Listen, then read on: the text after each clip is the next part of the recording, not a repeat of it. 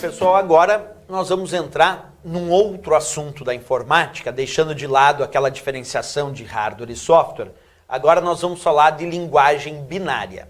Quando a gente fala de linguagem binária em relação aos computadores, tem que ter muito cuidado. Por quê?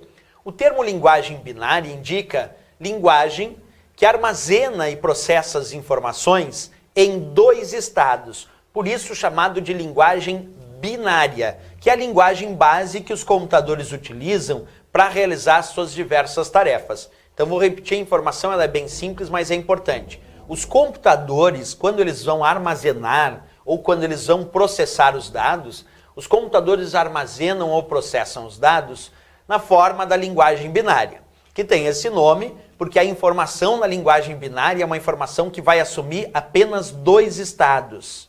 Aí tu me pergunta assim, tá bom, mas que dois estados são esses que a linguagem binária assume? Observa, 0 ou 1. Uma informação armazenada no padrão da linguagem binária, na forma da linguagem binária, é armazenada em dois estados possíveis. Ou a informação vai ser considerada 0, ou a informação vai ser considerada 1. Isso, claro, para efeito de representação. Porque quando a gente pensa numa informação binária, associar esse 0 e 1, nós podemos associar várias coisas. Como, por exemplo, eu poderia dizer desligado é 0 e ligado é 1. Poderia dizer sem luz é 0 e com luz é 1.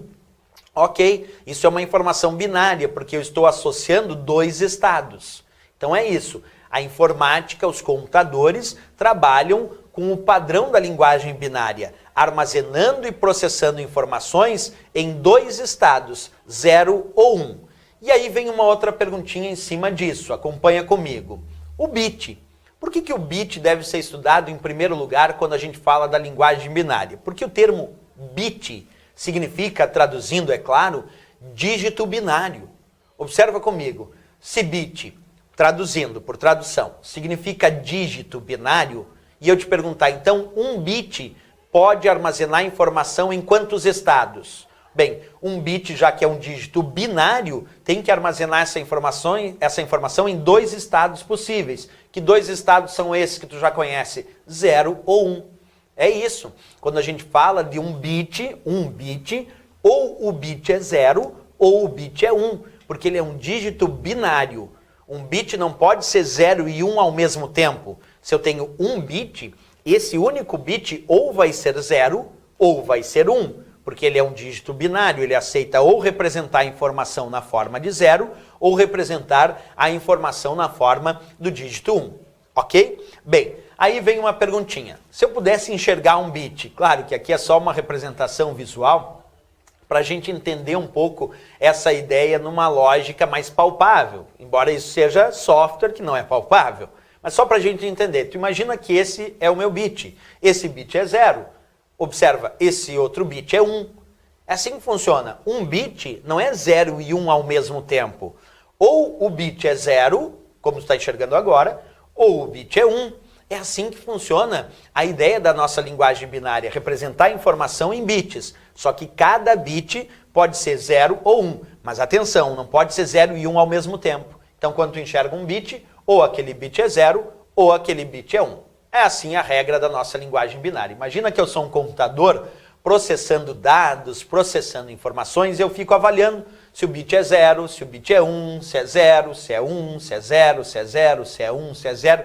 Isso é processar dados, ou até armazenar informações. Então, à medida que o computador vai processando esses dados, ele fica fazendo isso, ele fica avaliando se aquele bit é 0, se aquele é 1, se aquele é 1, é 1, é 0, até ele terminar o processamento de um grupo de bits.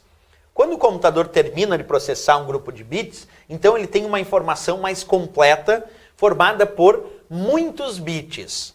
E é através desta informação mais completa, formada por muitos bits, que ele pode armazenar, então, músicas, fotos, vídeos, sites da web que tu visita, porque tudo que tu pensar que tu acessa no computador, armazena ou processa, vai ser transformado em bits, por grupos de bits, bits agrupados. Tenta imaginar a seguinte situação.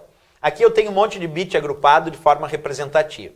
Imagina que de repente eu baixei um arquivo de vídeo da internet e armazenei esse arquivo de vídeo lá no meu computador com a videoaula do professor Rodrigo. Beleza, baixei o vídeo, gravei esse vídeo lá da internet no meu computador, lá no disco rígido. Como é que será que esse vídeo ficou armazenado lá no disco rígido do meu computador? Ele ficou armazenado como sendo um grupo de milhares e milhares de bits. É como se o que eu estivesse te mostrando aqui fosse a ideia da representação gráfica e visual do vídeo que eu gravei lá no disco rígido do meu computador. Ah, professor, e quando eu faço um arquivo no Word, que é um arquivo de texto, esse arquivo do Word, que é um arquivo de texto, quando eu salvar ele lá no disco rígido, ele também vai ser armazenado em bits? Sim. O arquivinho do Word, quando tu pede para salvar no teu pendrive, é gravado assim, na forma de zerinhos e uns. A música que tu está ouvindo lá da internet, quando tu pede para gravar ou processar ela é processada e gravada assim, na forma dos bits. Quer dizer que o computador tem que transformar toda a informação que ele deseja armazenar ou processar em bits, em dígitos binários, isto é, em zerinhos e uns. E aí é o grupo desses bits, esses bits agrupados, que dizem que aquele vídeo lá é aquele vídeo, que aquela música é aquela música, aquele texto é aquele texto.